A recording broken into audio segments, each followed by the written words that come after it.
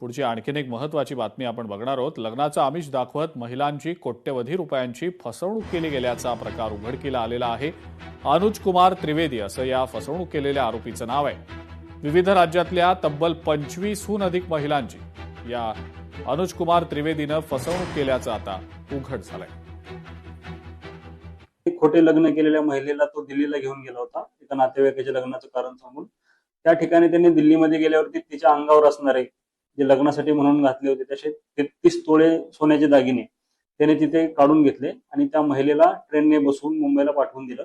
त्यानंतर तो त्याचा मोबाईल बंद करून तो फरार होता 2022 पासून। त्याला गुन्हे प्रकटीकरण शाखा कक्ष 1 काश्मीरा यांनी आमचे माननीय पोलीस आयुक्त साहेब श्री निकेत कौशिक साहेब आणि पोलीस उपायुक्त गुन्हे श्री संदीप डोयफोडे साहेब यांच्या मार्गदर्शनाखाली त्यांचा आम्ही कसून तपास केला। लखनौ, गाझियाबाद, दिल्ली या ठिकाणी त्याला आम्ही शेवटी ग्रेटर नोएडा उत्तर प्रदेश इथून आम्ही त्याला ताब्यात घेतलेलं आहे।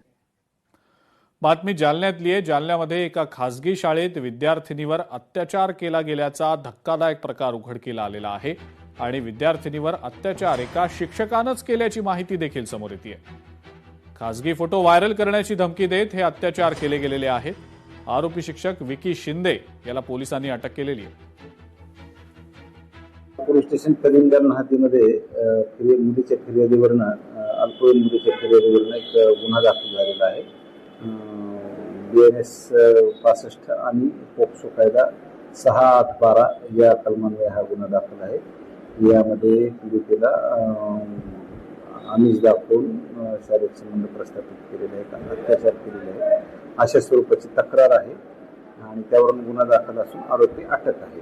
आरोपी कोण आहे सर? म्हणजे पेशाने आणि विकी शिंदे आरोपीचं नाव आहे, शिक्षक आहे।